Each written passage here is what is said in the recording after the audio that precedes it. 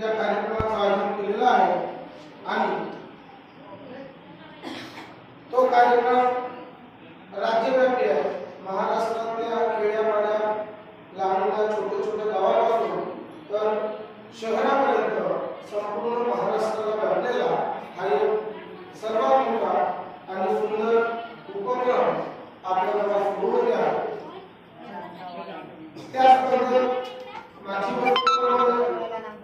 आमच्या गावाचा नामनिर्देशन स्पर्धा म्हणून या ग्रामपंचायतीला बोलवलेलं आहे आणि महिलांच्या सहकार्याने आणि गावाच्या मेहनतीने आपण त्या ठिकाणी त्या स्पर्धेत आहोत।